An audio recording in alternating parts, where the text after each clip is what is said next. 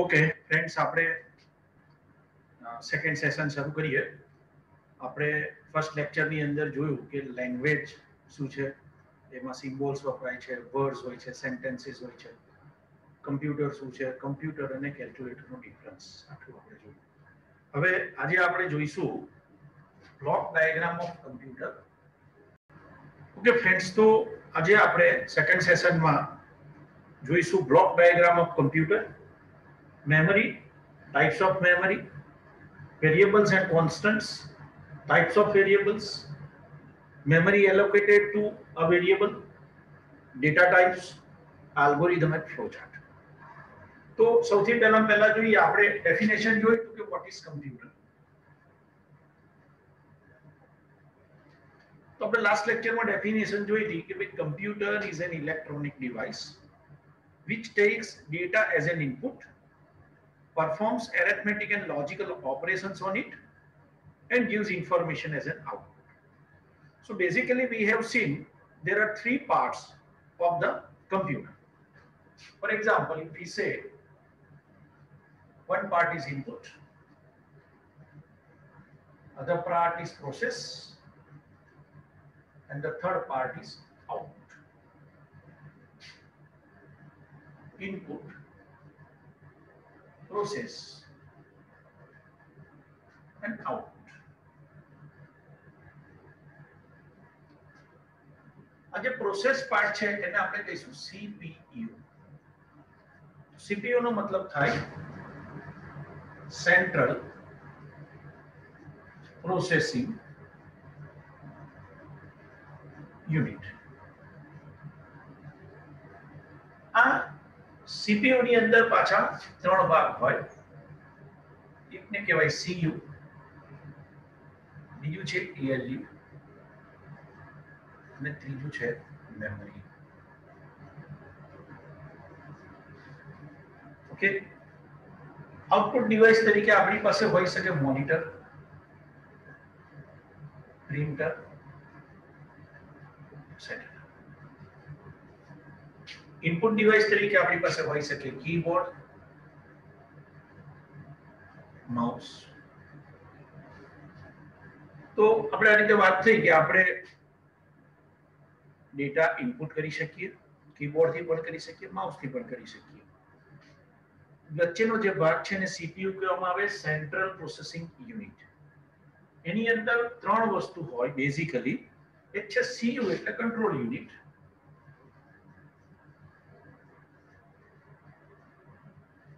અને બીજું છે ALU arithmetic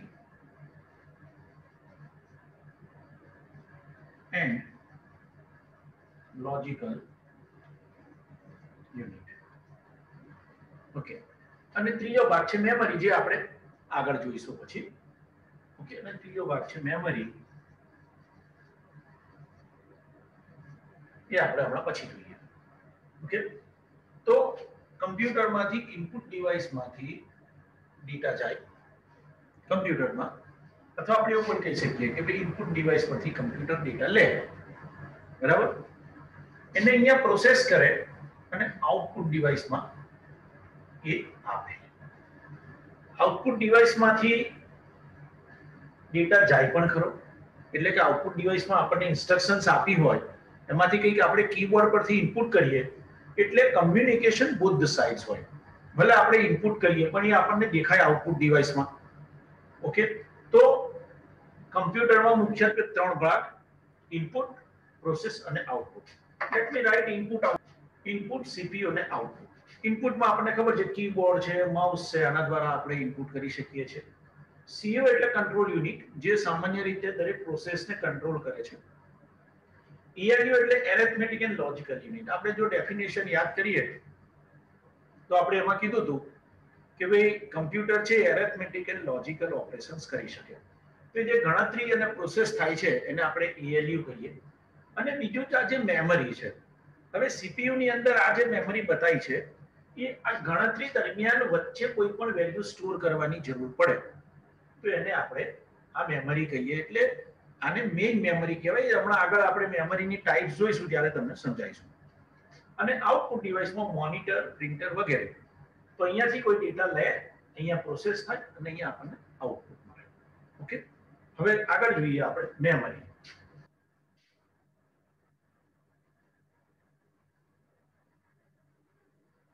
ઓકે, તો મેમરી વિશે આપણે જાણીએ છીએ. મેમરીનો ઉપયોગ શું? ડેટા સ્ટોર કરવા માટે. એટલે કે એવી સ્પેસ છે કે જ્યાં આપણે ડેટા સ્ટોર કરી શકીએ. Okay, so memory means space where we can store data.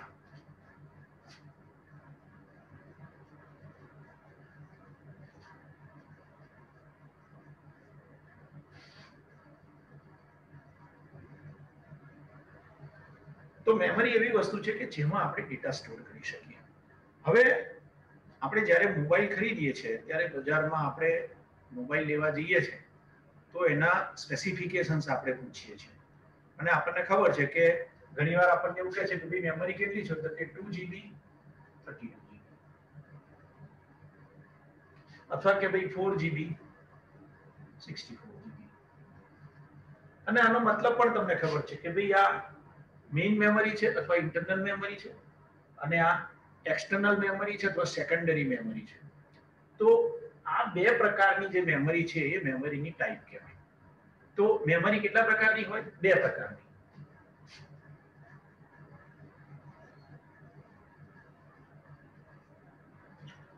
Primary memory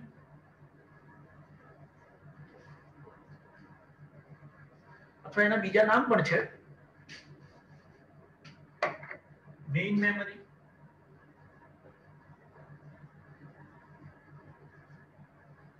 અને બીજી જે છે એ સેકન્ડરી મેમરી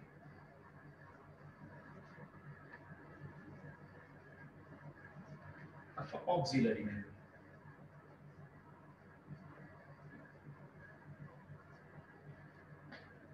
પ્રાઇમરી મેમરી અને ઓક્સિલરી મેમરી અથવા મેઇન મેમરી, સેકન્ડરી મેમરી. તો જે તમે 2 GB કહી રહ્યા છો જેને આપણે મેઇન મેમરી કહેવામાં આવે છે અને જેને તમે 32 GB કે 64 GB કહો છો એને આપણે સેકન્ડરી મેમરી કહેવામાં આવે છે. આ બે મેમરીમાં ફેર શું? તો આ જે મેમરી છે સેકન્ડરી મેમરી એ પરમેનન્ટ ડેટા સ્ટોર કરી શકે.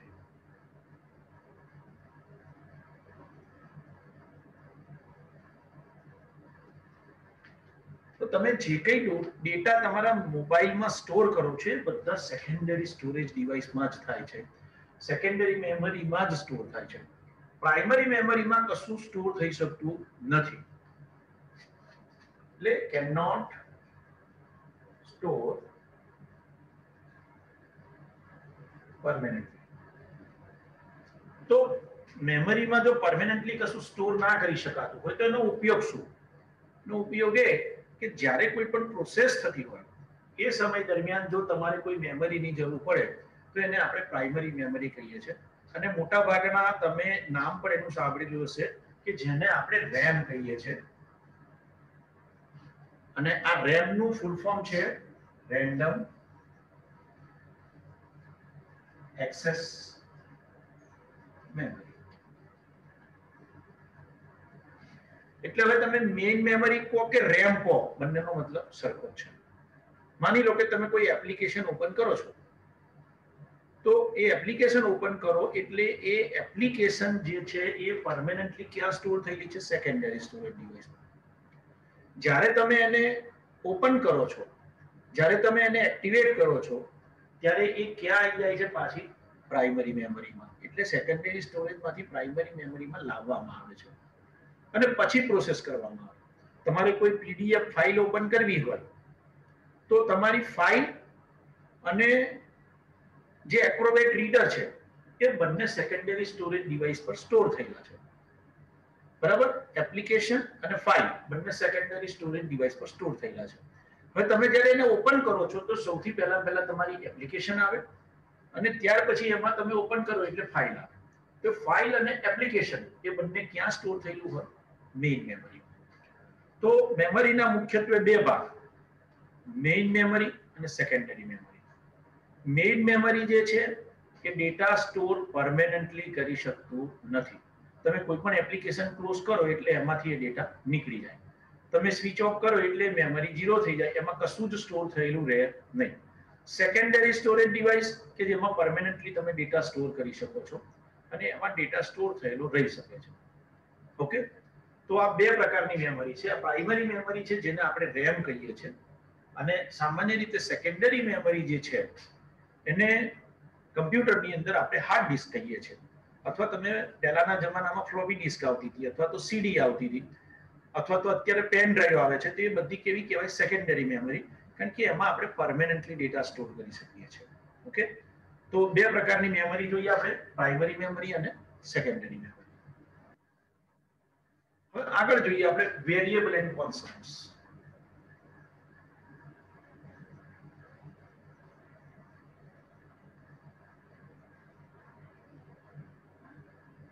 વેરિયેબલ નામ પરથી જ આપણને ખબર પડે કે જેની કિંમત બદલાતી હોય એને આપણે વેરિયેબલ કહીએ, અને કોન્સ્ટન્ટ એટલે જેની કિંમત બદલાતી ના હોય એને આપણે કોન્સ્ટન્ટ કહીએ. દાખલા તરીકે આપણે પૂછીએ કે ભાઈ તમારી ઉંમર કેટલી છે, તો આપણે કહીએ કે ભાઈ 25 years. તો 25 જે છે કોન્સ્ટન્ટ છે. 25 નો મતલબ 25. એનો મતલબ એવો ના થાય કે આ 24 હોઈ શકે, 36 હોઈ શકે, ના, 25 એટલે 25. તો આને શું કહેવાય? કોન્સ્ટન્ટ, જે બદલાય નહીં તે, એટલે કોન્સ્ટન્ટ. બરાબર. પણ હું એવું કહું કે ભાઈ તમારી ઉંમર કેટલી છે, તો કે x years. તો x એ શું છે? વેરિયેબલ છે. x ની કિંમત 12 પણ હોઈ શકે, x ની કિંમત 33 પણ હોઈ શકે, x ની કિંમત 70 પણ હોઈ શકે. તો x ની કોઈ પણ કિંમત હોઈ શકે એટલે એને શું કહેવાય? વેરિયેબલ. 25 શું છે? કોન્સ્ટન્ટ છે. બરાબર. હવે માનો કે તમે કોઈ મેથેમેટિક્સ વિષયમાં માર્ક્સ મેળવ્યા 39, તો 39 એ શું છે? કોન્સ્ટન્ટ છે. પણ હું તમને એવું કહું કે ભાઈ મેથ્સમાં તમે કેટલા માર્ક્સ મેળવ્યા, તો કે ભાઈ મયંકે કેટલા માર્ક્સ મેળવ્યા, તો કે x માર્ક. તો x જે છે એ શું છે? વેરિયેબલ છે. x તમે કહો અથવા y કહો, બીજો વેરિયેબલ હોય, એવું ના થાય કે બધે x ને જ વેરિયેબલ કહેવાય. y છે તો y વેરિયેબલ છે, એની કિંમત 39 પણ હોઈ શકે, એની કિંમત 52 પણ હોઈ શકે, એની કિંમત 72 પણ હોઈ શકે, એની કિંમત 38 પણ હોઈ શકે, એની કિંમત ઓન્લી 8 પણ હોઈ શકે. ઓકે, તો વેરિયેબલ એટલે જેની કિંમત બદલાય અને કોન્સ્ટન્ટ એટલે જેની કિંમત ન બદલી શકાય. ઓકે, તો વેરિયેબલ અને કોન્સ્ટન્ટનો ડિફરન્સ ખબર પડી ગઈ. હવે આપણે જોઈએ કે આનો ઉપયોગ આપણે ક્યાં કરીએ. કમ્પ્યુટરમાં જ્યારે આપણે ડેટા સ્ટોર કરવો હોય ત્યારે આપણે વેરિયેબલનો ઉપયોગ કરવો પડે. તો કમ્પ્યુટરની દ્રષ્ટિએ વેરિયેબલ એટલે શું એ આપણે જોઈએ. તો કમ્પ્યુટરમાં શું છે? મેમરી છે કે જેમાં આપણે ડેટા સ્ટોર કરી શકીએ છીએ. હવે મેમરીમાં તમે દાખલા તરીકે તમારા માર્ક્સ સ્ટોર કર્યા 39, તમારી એજ સ્ટોર કરી 25, તમારું નામ સ્ટોર કર્યું મયંક.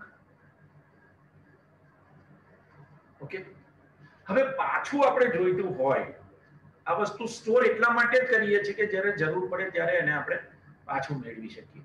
હવે આને કોઈ પણ પ્રકારનું જો નામ ના આપો તો શું ખબર પડે કે કઈ વસ્તુ આપણે જોઈએ છે અથવા આપણે ક્યાંથી લેવી. એટલે આ જે ડેટા સ્ટોર કરીએ ને એને કોઈ નામ આપવામાં આવે, જેને શું કહેવામાં આવે? વેરિયેબલ કહેવામાં આવે. દાખલા તરીકે આને આપણે આપીએ માર્ક્સ. તો ભાઈ માર્ક્સ ઇક્વલ ટુ 25, એટલે તમે એમ કહો ભાઈ મને માર્ક્સ આપો તો એ 39 આપે. બરાબર. તમે એમ કહો કે એજ, તો એજ થઈ ગઈ 25. તમે એમ કહો નેમ, તો માર્ક્સ, એજ, નેમ એ બધા શું છે? વેરિયેબલ છે અથવા વેરિયેબલ નેમ છે. ઓકે, તો આપણે એવું કહી શકીએ કે આ શું છે? વેલ્યુ સ્ટોર કરેલી છે આપણે 39, 25, મયંક. તો કમ્પ્યુટરમાં આપણે 39 સ્ટોર કરીએ તો એને આપણે નામ આપવું પડે કે ભાઈ માર્ક્સ. પછી માનો કે ક્યાંક 25 સ્ટોર કરીએ તો એને આપણે નામ આપ્યું એજ. ક્યાંક આપણે મયંક સ્ટોર કર્યું તો એને નામ આપ્યું નેમ. ઓકે, તો સ્ટોર કર્યું એ ક્યાં કર્યું? મેમરીમાં. તો આ મેમરી લોકેશન છે, એમાં વેલ્યુ સ્ટોર કરવા માટે આ લોકેશનને જે નામ આપવામાં આવે એને શું કહેવાય? વેરિયેબલ અથવા વેરિયેબલ નેમ. વેરિયેબલ કો અથવા વેરિયેબલ નેમ. તો આ લોકેશનને શું નામ આપ્યું? એજ. તો એજ એ વેરિયેબલ છે. આ લોકેશનને શું નામ આપ્યું? માર્ક્સ, તો માર્ક્સ એ વેરિયેબલ છે. આ લોકેશનને શું નામ આપ્યું? નેમ. તો નેમ એ વેરિયેબલ છે. તો હવે જો વેરિયેબલની આપણે ડેફિનેશન આપવી હોય તો આપણે એવી રીતે આપી શકીએ કે name given to a memory location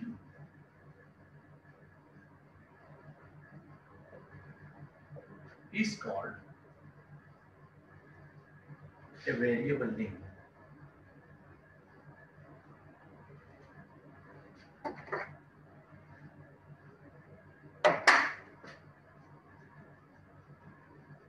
Or simply a variable.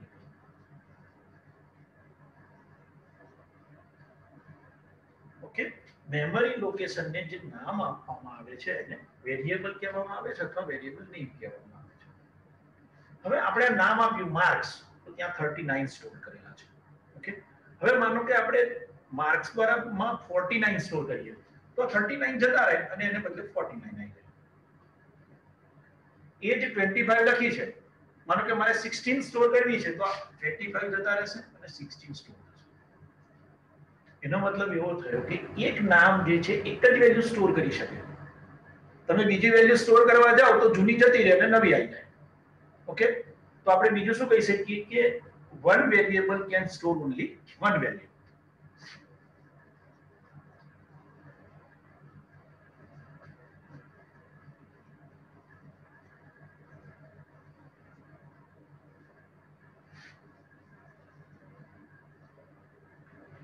એક વેરિયેબલ જે છે એ એક જ વેલ્યુ સ્ટોર કરી શકે. જો તમે બીજી સ્ટોર કરવા જાઓ તો જૂની જતી રહે. બરાબર? તો વેરિયેબલ ખબર પડી ગઈ. એમાં જે તમે વેલ્યુ સ્ટોર કરી છે એને આપણે શું કહેવાય? કોન્સ્ટન્ટ કહેવાય. કોન્સ્ટન્ટ એટલે એમાં જે એક્ચ્યુઅલ વેલ્યુ તમે સ્ટોર કરી છે, નામમાં મયંક સ્ટોર કરી છે તો મયંક છે કોન્સ્ટન્ટ છે. એજમાં 16 સ્ટોર કર્યું છે તો 16 એ કોન્સ્ટન્ટ છે. માર્ક્સમાં 49 સ્ટોર કર્યું છે તો 49 એ કોન્સ્ટન્ટ છે. ઓકે,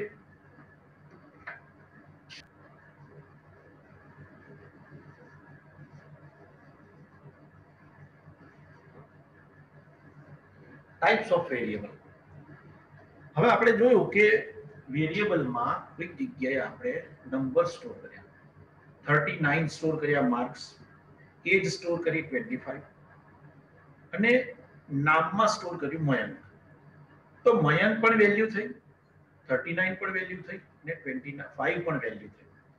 તો વેરિયેબલ જે છે એની ટાઈપ છે ને વેલ્યુના આધારે નક્કી થાય છે. જો તમે આંકડાઓ સ્ટોર કરતા હોવ તેને ન્યુમરિક કહેવાય.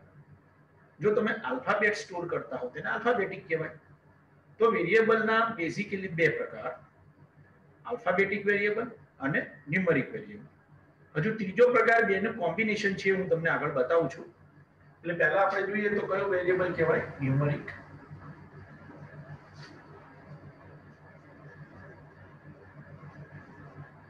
બીજું છે આલ્ફાબેટિક.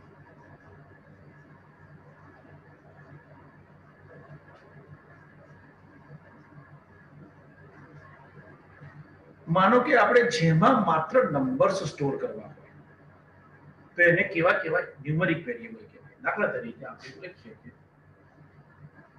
age 25, marks 39, salary 25,000. તો આ બધા કેવા છે? કેવા છે? આ ન્યુમરિક છે. તો જેમાં આપણે માત્ર નંબર્સ સ્ટોર કરવાની જરૂર પડે એવી પ્રકારના વેરિયેબલને કેવા વેરિયેબલ કહેવાય? ન્યુમરિક વેરિયેબલ કહેવાય. જેમાં માત્ર આલ્ફાબેટ સ્ટોર કરવાની જરૂર પડે એને આલ્ફાબેટિક વેરિયેબલ કહેવાય. દાખલા તરીકે આપણે કહીએ નેમ.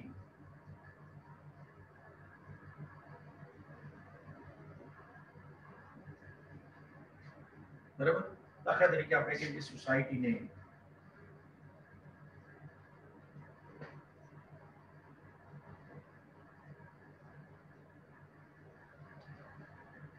એટલે કે આપણે કહીએ એરિયા.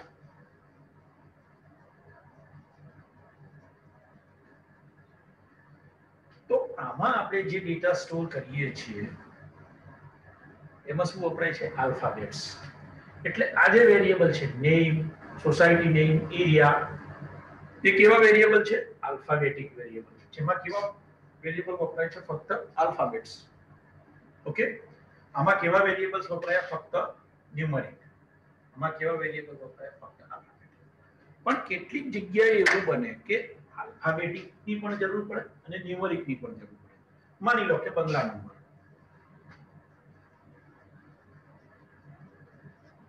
આપણે કહીએ A1, તો આલ્ફાબેટિક પણ વપરાય છે અને ન્યુમેરિક પણ વપરાય છે. બરાબર? એટલે આને શું કહેવાય? Alpha numeric variable.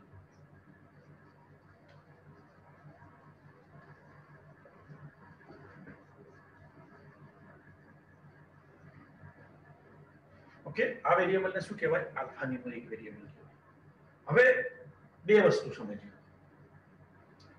આ જે ન્યુમેરિક વેરિયેબલ્સ છે એમાં ફક્ત શું આવે છે? આંકડા આવે છે. એટલે એની ગાણિતિક પ્રક્રિયા કરી શકાય. સરવાળો, ભાગાકાર, ગુણાકાર, બાદબાકી. આપણે એવું કહીએ કે ભાઈ 3 વર્ષ પછી આની એજ કેટલી હશે? તો 25 + 3 28. આમાં 25 લખ્યા છે, એમાં કંઈક આપણે એડ કરી શક્યા. એટલે કે એરિથમેટિક ઓપરેશન્સ કરી શક્યા, ગાણિતિક પ્રક્રિયા કરી શક્યા. એટલે જે ન્યુમેરિક ડેટા ટાઈપ હોય, જે ન્યુમેરિક વેરિયેબલ હોય, એમાં તમે શું કરી શકો? ગાણિતિક પ્રક્રિયા કરી શકો.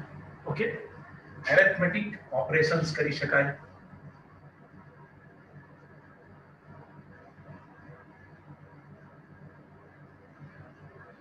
હવે જે નામ લખ્યું છે મયંક, દિવર્સી સોસાયટી, કુડાસન, એના પર કોઈ એરિથમેટિક ઓપરેશન્સ કરી શકાય? ના કરી શકાય. ઓકે, એટલે એરિથમેટિક ઓપરેશન્સ કરી શકાય નહીં.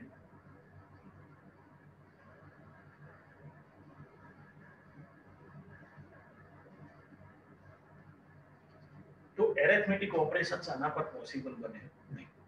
તો આના પર પોસિબલ બને? ના, આની પર પણ ના બને. ઓકે, અચ્છા, આની અંદર આલ્ફાબેટ પણ આવે છે અને ન્યુમેરિક પણ આવે છે. એટલે આપણે આને આલ્ફા ન્યુમેરિક કહીએ. તો આલ્ફાબેટ્સ જે છે એને આમાં સમાઈ શકાય? યસ. તો આપણે બેઝિકલી બે ભાગ પાડી દઈએ, ન્યુમેરિક વેરિયેબલ અને આલ્ફા ન્યુમેરિક વેરિયેબલ. આલ્ફાબેટિક છે એ આલ્ફા ન્યુમેરિકમાં આવી જ જાય છે. તમને એવું થાય કે તો પછી ન્યુમેરિક છે પણ આમાં આવી જ જાય છે ને? પણ ના, આલ્ફા ન્યુમેરિક લખ્યું હોય એની ગાણિતિક પ્રક્રિયા કરી શકાય નહીં. એટલે આપણે જેના પર એરિથમેટિક ઓપરેશન્સ કરવાની જરૂર પડે એને આપણે ન્યુમેરિક વેરિયેબલ કહીએ, અને જેના પર એરિથમેટિક ઓપરેશન્સ કરવાની જરૂર પડતી નથી એને આપણે આલ્ફા ન્યુમેરિક વેરિયેબલ કહીએ. બરાબર? તો હવે આપણે બેઝિકલી બીજી કઈ ટાઈપ કહી દીધી? Alpha numeric.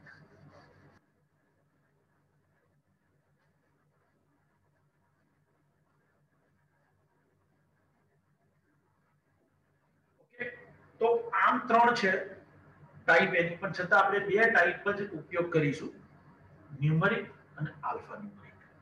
આલ્ફા ન્યુમેરિકમાં આલ્ફાબેટિક આવી જ જાય છે. માની લો કે આલ્ફા ન્યુમેરિક હોય ને તમારે એમાં લખવું હોય, દાખલા તરીકે આલ્ફા ન્યુમેરિકનું હોય એડ્રેસ. ઓકે, તો તમે એડ્રેસની અંદર આવું લખી જ શકો કે ઉદાસન બંગલા નંબર હોય, માનો કે 36 હોય તો ખાલી 36 પણ લખી શકાય. પણ બંગલા નંબરનો ઉપયોગ આપણે એરિથમેટિક ઓપરેશન્સમાં કરવાનો નથી. આપણે એવું નહીં કહી શકીએ કે 4 દિવસ પછી બંગલા નંબર 40 થઈ જશે. એટલે ભલે ફક્ત નંબર હોય પણ છતાં એનો એરિથમેટિક ઓપરેશન્સમાં ઉપયોગ ના કરવાનો હોય તો એને આપણે ક્યાં સમાઈશું? Alphanumeric variable. ઓકે, તો વેરિયેબલના બે પ્રકાર, એક ન્યુમેરિક વેરિયેબલ અને alphanumeric variable. Numeric variable ક્યારે વાપરીશું? જ્યારે એમાં માત્ર નંબર સ્ટોર કરવાના હોય અને એનો ગાણિતિક પ્રક્રિયામાં ઉપયોગ કરવાનો હોય. આલ્ફા ન્યુમેરિક વેરિયેબલ નંબર પણ આવી શકે, આલ્ફાબેટિક પણ આવી શકે, પણ જેનો ગાણિતિક પ્રક્રિયામાં ઉપયોગ ના કરવાનો હોય એને આપણે કઈ કેટેગરીમાં મૂકીશું? Alpha numeric variable. દાખલા તરીકે રોલ નંબર છે, તો રોલ નંબરને હું કઈ કેટેગરીમાં મૂકું? રોલ નંબર 1 થી 100 માં જ છે હું કહું તો એને કઈ કેટેગરીમાં મૂકું? Alpha numeric. કારણ ભલે એમાં નંબર્સ 1 થી 100 જ આવવાના છે, પણ આનો એરિથમેટિક ઓપરેશન્સ એટલે ગાણિતિક પ્રક્રિયામાં ઉપયોગ કરવાનો નથી. એટલે રોલ નંબરને પણ ક્યાં મૂકી શકાય? Alpha numeric variable. ઓકે, તો ન્યુમેરિક હોય કે આલ્ફાબેટિક હોય, જેનો ગાણિતિક પ્રક્રિયામાં ઉપયોગ થવાનો નથી એને આપણે આલ્ફા ન્યુમેરિક વેરિયેબલ કહીશું. અને જેમાં માત્ર ડિજિટ સ્ટોર કરવાના હોય અને જેનો ગાણિતિક પ્રક્રિયામાં ઉપયોગ કરવાનો હોય એને આપણે કેવા વેરિયેબલ્સ કહીશું? ન્યુમેરિક વેરિયેબલ્સ કહીશું. તો કોન્સ્ટન્ટ્સની પણ આ જ રીતે ટાઈપ કરી શકાય. જે માત્ર ફિક્સ નંબર છે એને આપણે ન્યુમેરિક કોન્સ્ટન્ટ કહીશું, અને જેમાં કોઈ પણ આલ્ફાબેટ આવે છે ભલે પછી સાથે નંબર પણ હોય તો એને કેવા કોન્સ્ટન્ટ કહીશું? આલ્ફા ન્યુમેરિક કોન્સ્ટન્ટ કહીશું. ઓકે, હવે જ્યારે આપણે કમ્પ્યુટર સાથે કામ કરવું હોય ત્યારે આપણે કીધું એમ કે એરિથમેટિક એન્ડ લોજિકલ પ્રોસેસ પણ કરી શકીએ અને મેમરીમાં ડેટા પણ સ્ટોર કરી શકીએ. તો આપણે હમણાં પ્રોગ્રામની વાત કરી, હજુ ફરી ડિટેલમાં જોઈશું. પણ જ્યારે પણ પ્રોગ્રામમાં આપણે કોઈ પણ વેરિયેબલ વાપરીએ, વેરિયેબલ નેમ કે જેની અંદર આપણે ડેટા સ્ટોર કરી શકીએ, તો જ્યારે જ્યારે વાપરીએ ત્યારે કમ્પ્યુટર એને મેમરી આપે. ફરી યાદ કરીએ, મેં તમને કીધું હતું કે ભાઈ એજ જે છે 25 અમારે સ્ટોર કરવી છે તો હું મેમરીમાં સ્ટોર કરી શકું, તો એને નામ આપવું પડે. મેં નામ આપ્યું, માનો કે એજ.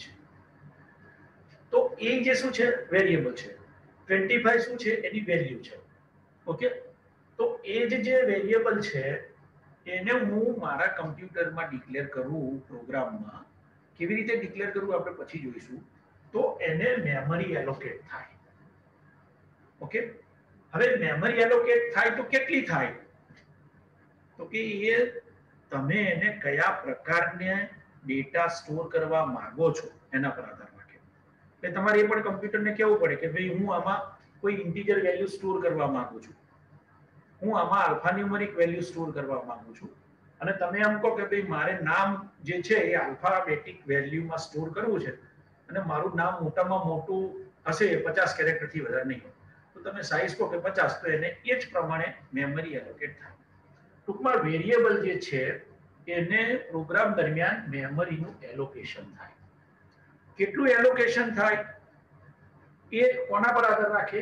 ડેટા ટાઈપ્સ ઉપર. કે તમારા ડેટા જે છે એની કઈ ટાઈપ છે, તમે કેવા પ્રકારનું વેલ્યુ સ્ટોર કરવા માંગો છો એના પર મેમરી એલોકેશન થાય. આ બધી બંને વસ્તુ આપણે ડિટેલમાં હમણાં આગળ જોઈશું. હવે નેક્સ્ટ જોઈએ આપણે એલ્ગોરિધમ.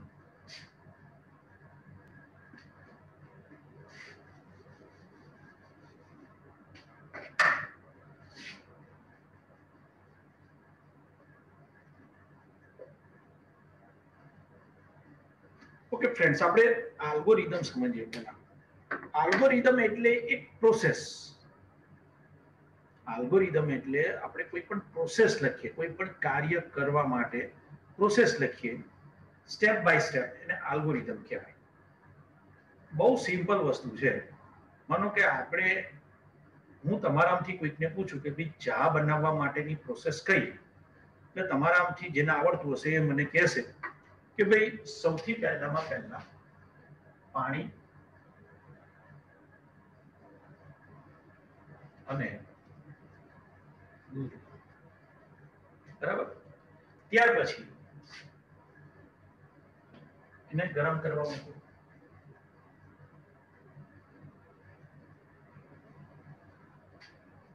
પછી 3 તેમાં ચા,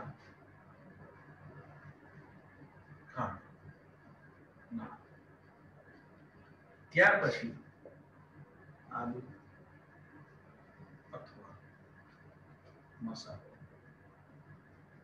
નાખો. 5 જરૂરિયાત પ્રમાણે પી જાય.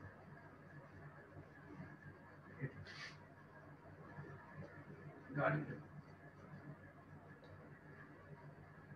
ઓકે, તો આ એક ચા બનાવવાની પ્રોસેસ થઈ.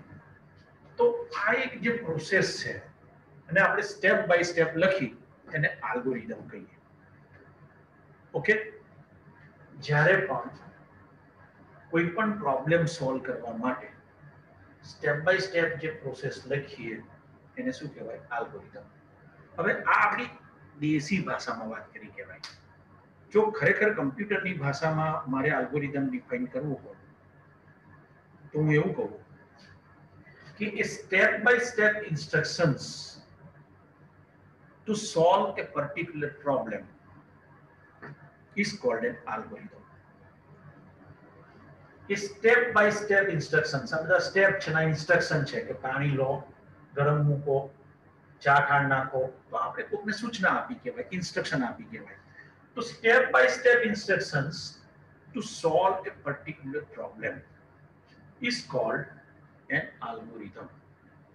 હવે જો સ્ટેપ બાય સ્ટેપ કીધું છે એટલે આમાં કોઈ પણ સ્ટેપ આગળ પાછળ થઈ જાય તો ના ચાલે. માનો કે આ પાણી અને દૂધ લો એ છેલ્લું થઈ જાય તો ના ચાલે, એના વગર તમે કશું કરી જ ના શકો. આમાં વસ્તુઓ કઈ કઈ વાપરીએ છીએ આપણે? પાણી છે, દૂધ છે, ચા છે, ખાંડ છે, આદુ છે, મસાલો છે. આ બધી વસ્તુ ના હોય તો આપણે કઈ કરી શકીએ? આપણે આ જે કઈ ઇન્સ્ટ્રક્શન પ્રમાણે જે કઈ પ્રોસેસ કરીએ છીએ એ બધી વસ્તુઓ ઉપર કરીએ છીએ. આ વસ્તુઓ જ ના હોય તો તમે ચા બનાવી શકો? ભલે તમારી પાસે આખી પ્રોસિજર હોય, શક્ય જ નથી. પાણી અને દૂધ લો તો ક્યાંથી લાવશો? એ વસ્તુ જ નહીં હોય. એટલે આને આપણે શું કહેવાય? ડેટા. આ શું છે? ડેટા. આપણે પ્રોસેસ કોની પર કરી શકીએ? તો ડેટા પર કરી શકીએ, રાઈટ? એટલે હવે અલ્ગોરિધમની ડેફિનેશનને આપણે ફરીથી કહીએ કે એ step by step instructions to perform process on data to solve a particular problem is called an algorithm. Data અને પ્રોસિજર બંને અગત્યનું છે. બેમાંથી એક પણ વસ્તુ ના હોય તો તમે તમારો પ્રોબ્લેમ સોલ્વ કરી શકો નહીં. તો performing operations on data to solve a particular problem, if we give a set of instructions, then it is called an algorithm. Okay, તો ખ્યાલ આવી ગયો? તો આલ્ગોરિધમના મુખ્ય બે ભાગ થયા. કયા ભાગ થયા? પ્રોસેસ અને બીજો ભાગ થયો ડેટા. ડેટા ના હોય તો તમે પ્રોસેસ કરી શકો નહીં. તો એ process performed on data to solve a particular problem is called an algorithm. બરાબર? તો હવે કમ્પ્યુટરનું જો આપણે કોઈ પ્રોબ્લેમ લઈએ, દાખલા તરીકે એક બીજો સિમ્પલ પ્રોબ્લેમ લઈએ.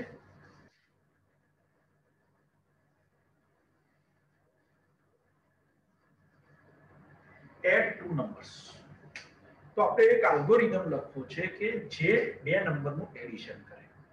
ઓકે, તો આપણે સૌથી પહેલા શેની જરૂર પડશે? ડેટાની જરૂર પડશે. ડેટા એટલે શું? આપણે શું કરવું છે આ પ્રોસેસમાં? તો કે બે નંબરનું એડિશન કરવું છે. તો આપણે ડેટા તરીકે કોની જરૂર પડે? બે નંબરની જરૂર પડે. એ બે નંબર આપણે કેવી રીતે મેળવી શકીએ? તો કે ઇનપુટ દ્વારા. કીબોર્ડ પરથી બે નંબર ટાઈપ કરાવડાવીએ એટલે આપણને મળી જાય. તો આની અંદર ડેટા શું છે? બે નંબર્સ છે, એની આપણે જરૂર પડે. એ મળી જાય તો પછી આપણે એડિશનની પ્રોસેસ કરી શકીએ. હવે જો બે નંબરનો સરવાળો કરવાની આપણે સ્ટેપ બાય સ્ટેપ પ્રોસેસ લખવી હોય તો આપણે એવું લખીએ કે step number 1 start, step number 2 obtained two numbers,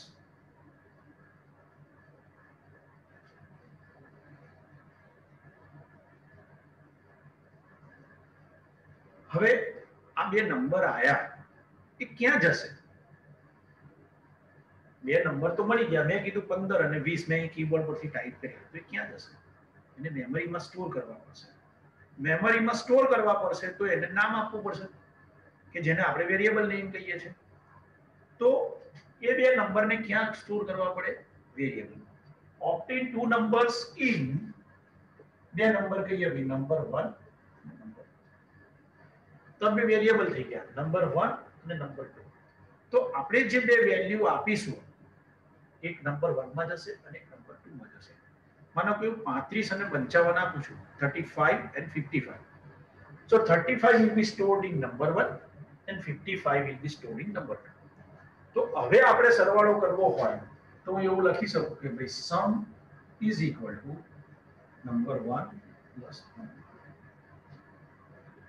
2. Okay, તો આ બે વેરિયેબલ હતા જેમાં આપણે બે કીવર્ડ પરથી નંબર આપ્યા, obtain two numbers in number 1 and number 2. એ બેનો આપણે સરવાળો કર્યો અને એ સરવાળો પાછો ક્યાંક ત્રીજા વેરિયેબલમાં સ્ટોર કર્યો. એ વેરિયેબલનું નામ આપ્યું આપણે સમ. એવું જરૂરી નથી કે સરવાળો કરીએ એટલે સમ જ આપો. અહીંયા તમે x પણ લખી શકો, કોઈ પણ વેરિયેબલ લખો કે જેની અંદર આપણે સ્ટોર કરી શકીએ, પણ આપણને ખબર હોવી જોઈએ કે x એટલે બેનો સરવાળો. એટલે આવા માનો કે 20-25 વેરિયેબલ થઈ જાય તો આપણને યાદ રહે નહીં. એટલે સામાન્ય રીતે વેરિયેબલના નામ એવા લેવાના કે જેનું નામ વાંચીએ એટલે આપણને ખબર પડી જાય કે આમાં શું સ્ટોર કર્યું છે. અને એટલા માટે હું વેરિયેબલ નેમ તરીકે અહીંયા શું લઉં છું, સમ. તો sum is equal to number 1 plus number 2. આપણો એમ શું હતો, એડ ટુ નંબર્સ, બે નંબરને એડ કરો. બે નંબરને એડ કરી દીધા, આપણું કામ પૂરું થઈ ગયું. તો હવે આપણને રિઝલ્ટ ક્યાં મળ્યું, બે નંબરનો સરવાળો ક્યાં મળ્યો, તો કે સમ નામના વેરિયેબલ. તો હવે એ તો વેરિયેબલ અંદર મેમરીમાં કમ્પ્યુટરમાં સ્ટોર થયું છે. આપણને કેવી રીતે ખબર પડે કે સાચું છે કે ખોટું, એટલે એને આપણે શું કરવું પડે, મોનિટર પર પ્રિન્ટ કરાવવું પડે, મોનિટર પર ડિસ્પ્લે કરાવવું પડે. તો એના માટે એવું લખવું પડે કે પ્રિન્ટ સમ ઓન મોનિટર. અને આપણું કામ પૂરું થઈ ગયું એટલે આપણે ક્લિક કરીએ તો આપણે એક અલ્ગોરિધમ થઈ ગયું. ઓકે, આપણે શું કર્યું, જ્યારે પણ મશીન સાથે કામ કરીએ ત્યારે આપણે ક્યાં શરૂ કરીએ છીએ અને ક્યાં એન્ડ કરીએ છીએ એ આપણે કહેવું પડે. નહીં તો શું થાય કે ઇમિડિયેટ બીજો પ્રોગ્રામ આવે તો આપણને ખબર ના પડે કે હવે ક્યાંથી કયો પહેલો પ્રોગ્રામ શરૂ થયો, ક્યાં પહેલો પૂરો થયો, ક્યાં બીજો પ્રોગ્રામ શરૂ થયો. એટલે દરેક પ્રોગ્રામને સ્ટાર્ટ અને એન્ડ આપવું પડે. આ અલ્ગોરિધમ છે. પહેલું સ્ટેપ છે obtain two numbers in number 1 and number 2.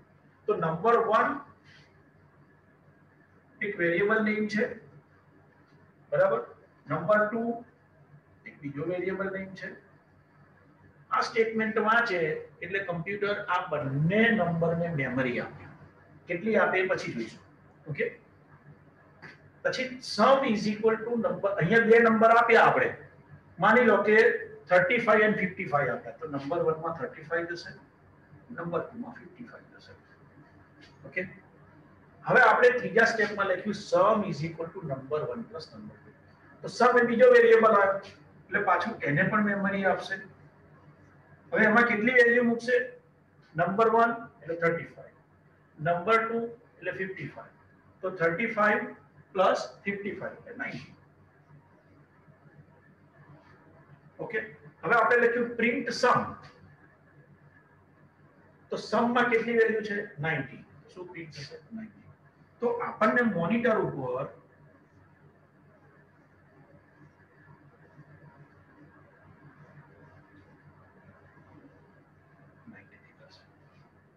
બરાબર. તો આ એક અલ્ગોરિધમ છે જે આપણા કોઈ પણ પ્રકારના પ્રોબ્લેમ સોલ્વ કરવા માટે જે સ્ટેપ બાય સ્ટેપ પ્રોસિજર લખીએ છીએ એને શું કહેવામાં આવે છે, અલ્ગોરિધમ કહેવામાં આવે છે. આની અંદર આપણે બે વેરિયેબલ વાપર્યા, નંબર 1 અને નંબર 2, જેમાં આપણે ઇનપુટ કરેલા નંબર સ્ટોર કર્યા 35 અને 55. ત્રીજો વેરિયેબલ વાપર્યો સમ, જેની અંદર આપણે બેનો સરવાળો સ્ટોર કર્યો અને જેને આપણે આઉટપુટ તરીકે મોનિટર કરી લીધું. ઓકે, તો આ રીતે આપણે અલ્ગોરિધમ લખી શકીએ. હવે અલ્ગોરિધમની ડેફિનેશન લખીએ અને ત્યાર પછી ફ્લો ચાર્ટ જોઈએ. બરાબર.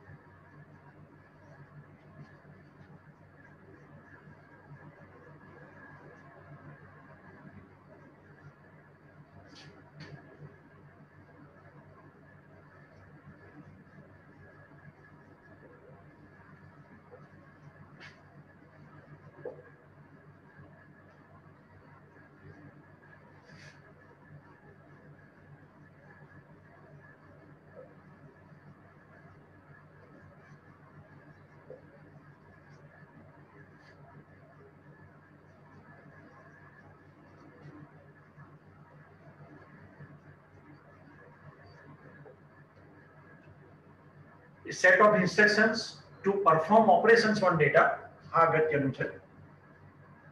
To solve a particular problem is called an algorithm. તો આમાં બે ભાગ થયા, સેટ ઓફ ઇન્સ્ટ્રક્શન્સ કે જેને આપણે પ્રોસેસ કહીએ અને data. So there are two parts.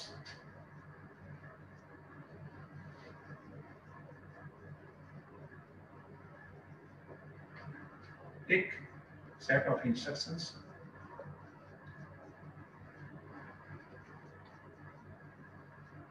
અને આપણે કહીએ પ્રોસેસ, અને બીજું ડેટા. તો આલ્ગોરિધમના મુખ્યત્વે બે ભાગ હોય, પ્રોસેસ અને ડેટા. ઓકે, આઈ થિંક તમને બધાને ખ્યાલ આવી ગયો હશે. હવે આપણે જોઈએ ફ્લો ચાર્ટ.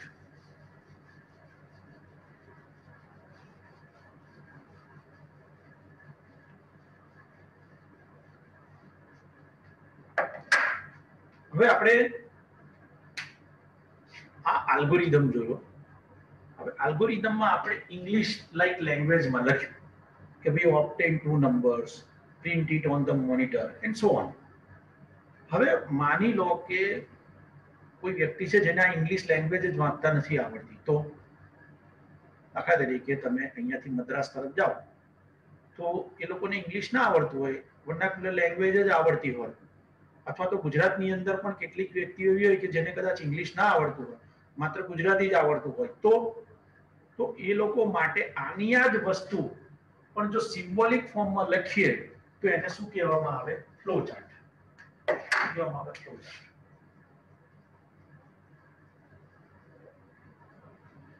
તો ફ્લો ચાર્ટ એટલે શું? આપણું જે આલ્ગોરિધમ લખ્યું એ જ વસ્તુ, પણ એની સિમ્બોલિક રિપ્રેઝન્ટેશન. બરાબર? એટલે કે જુદા જુદા સિમ્બોલનો ઉપયોગ કરી અને આપણે આની આ જ વસ્તુ લખીએ તો એને શું કહેવાય? ફ્લો ચાર્ટ કહેવાય. તો એનો મતલબ કે આપણે જુદા જુદા સિમ્બોલ્સ જાણવા પડે. ઓકે, તો સૌથી પહેલો સિમ્બોલ છે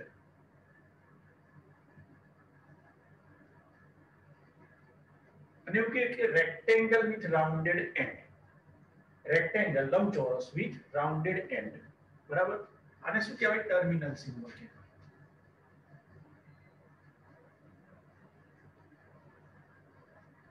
પછી આપણે દરેક સિમ્બોલને સમજાવીએ. બીજો સિમ્બોલ છે પેરેલેલોગ્રામ, એને આપણે સમાંતર બાજુ ચતુષ્કોણ કહીએ છીએ. આ સિમ્બોલને આપણે ઇનપુટ આઉટપુટ સિમ્બોલ કહેવાય. ત્રીજો છે રેક્ટેંગલ, એટલે કે લંબચોરસ.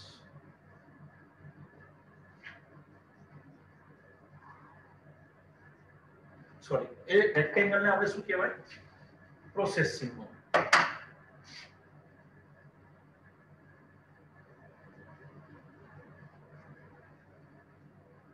ચોથો છે ડાયમંડ, એને કહેવાય ડિસિઝન બોક્સ.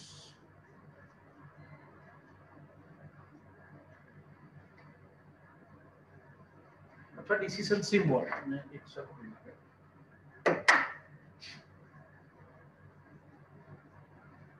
ઓકે, પાંચમું છે કનેક્ટર.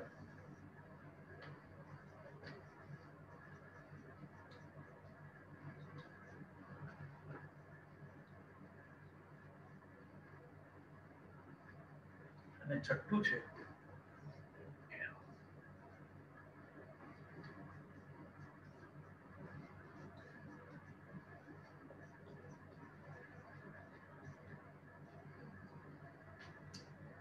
ઓકે. તો ફ્લો ચાર્ટની અંદર આપણે આ 6 પ્રકારના સિમ્બોલનો ઉપયોગ કરીશું. Terminal symbol. ટર્મિનલ એટલે એન્ડ. સ્ટાર્ટ અને એન્ડ માટે આ સિમ્બોલ વપરાય છે.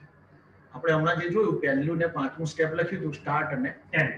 તો સ્ટાર્ટ અને એન્ડ માટે કયો સિમ્બોલ વપરાય છે? ટર્મિનલ સિમ્બોલ, એટલે કે રેક્ટેંગલ વિથ રાઉન્ડેડ એન્ડ. પછી ઇનપુટ આઉટપુટ સિમ્બોલ. ઇનપુટ અને આઉટપુટ એના માટે પેરેલેલોગ્રામ, સમાંતર બાજુ ચતુષ્કોણ વપરાય છે. આપણે એવું કીધું કે obtain two numbers એટલે ઇનપુટ થયું તો એના માટે આ સિમ્બોલ થયું. પ્રિન્ટ સમ એ આઉટપુટ થયું તો એના માટે પણ આ સિમ્બોલ વપરાય. બરાબર? પછી પ્રોસેસ, જે આપણે એકચ્યુઅલ પ્રોસેસ કરીએ છીએ, જેમ કે આપણે કર્યું sum is equal to number 1 plus number 2, તો પ્રોસેસ થઈ તો પ્રોસેસ માટે રેક્ટેંગલ વપરાય. આ ત્રણ સિમ્બોલનો ઉપયોગ આવશે એટલે હું તમને સમજાવીશ. અત્યારે કદાચ તમને ખ્યાલ નહીં આવે, એટલા માટે જ્યારે એ આવશે ત્યારે હું તમને સમજાવીશ. ઓકે, હવે આપણે આગળ જે આલ્ગોરિધમ જોયું હતું એ જ આલ્ગોરિધમ જોઈએ ફ્લો ચાર્ટ થી. બરાબર,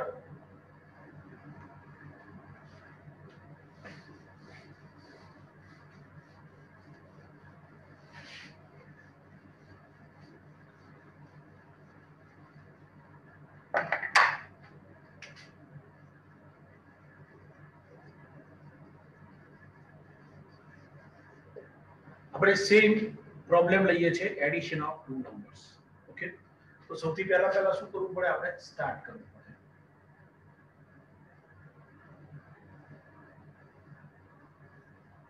તમને કીધું એમ કે ટર્મિનલ સિમ્બોલ એટલે rectangle with rounded and. Start અને એન્ડ માટે કયો સિમ્બોલ વપરાય? Terminal symbol. ત્યાર પછી બીજું આપણે ઇનપુટ કરવું પડે, એટલે ઇનપુટ માટે આપણને ખબર છે પેરેલલોગ્રામ. તો હવે મેં પેલી ઇંગ્લિશ લેંગ્વેજમાં લખ્યું હતું કે ભાઈ obtain two numbers in number 1 and number 2. તો obtain ને બદલે સિમ્પલ રીડ શબ્દ હું લખી દઉં કે રીડ NO1 and NO2. એનો મતલબ કે તમે બે નંબર આપો કે જે NO1 માં અને NO2 માં સ્ટોર થશે. તો આપણે હવે શું લખીએ? એને બદલે રીડ NO1 NO2. એટલે આપણે બે નંબર કીબોર્ડ પરથી આપીશું, NO1 અને NO2 માં સ્ટોર થઈ જશે. એટલે ઇનપુટ થયું કહેવાય. પછી આપણે શું કરીએ? એને પ્રોસેસ કરીએ. એટલે આપણે પ્રોસેસ સિમ્બોલ થયું કે sum is equal to NO1 plus NO2. બે નંબરનો સરવાળો કર્યો. હવે એને આપણે સીધો આઉટપુટ કરી દઈએ. તો અગેન આઉટપુટ માટે પાછું પેરેલલોગ્રામ વપરાય. એટલે આપણે લખી દઈએ કે ભાઈ પ્રિન્ટ.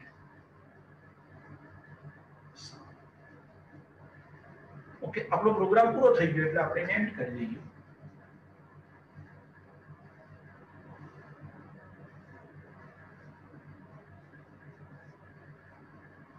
ઓકે, તો આપણે જે લખ્યું હતું એની એ જ વસ્તુ છે, પણ એને સિમ્બોલનો ઉપયોગ કરીને લખ્યું. એટલે આપણે અહીંયા એવું લખવું ના પડે કે આ ઇનપુટ છે કે આ આઉટપુટ છે, જોઈને જ ખબર પડી જાય. તો હવે જેને ઇંગ્લિશ ભાષા આવડતી નથી એ પણ આ એટલીસ્ટ સિમ્બોલ જોઈને એમને ખબર પડી જાય કે આ સ્ટાર્ટ છે કે એન્ડ છે, આ ઇનપુટ છે કે આઉટપુટ છે, આ પ્રોસેસ વાળો ભાગ છે. બરાબર, તો એની એ જ વસ્તુ આપણે સિમ્બોલના ફોર્મમાં બનાવી. ઓકે, તો આ આપણો ફ્લોચાર્ટ થઈ ગયો. હવે આજે આપણે આટલું જ જોઈશું. હવે આગળ નેક્સ્ટ લેક્ચરની અંદર આપણે ચર્ચા કરીશું કે ભાઈ આ ફ્લોચાર્ટ અને અલ્ગોરિધમ્સ જે છે એના બીજા કેટલાક એક્ઝામ્પલ્સ જોઈશું, અને ત્યાર પછી પ્રોગ્રામ શું છે એ આપણે જોઈશું. તો આજે આટલું જ કરીએ આપણે. ચલો, thank you very much. Will see in the next lecture. Again હું તમને ફરી કહી દઉં છું કે તમને કોઈ પણ પ્રકારના ક્વેશ્ચન્સ હોય તો તમે મને મેલ કરી શકો છો. ફરીથી હું તમને આપું છું કે તમે આ મારું ઈમેલ એડ્રેસ છે prof_smsa@yahoo.com. તો તમારી કોઈ પણ મુશ્કેલી હોય, કોઈ પ્રશ્ન હોય તો તમે મને મેલ કરીને પૂછી શકો છો. Thank you very much.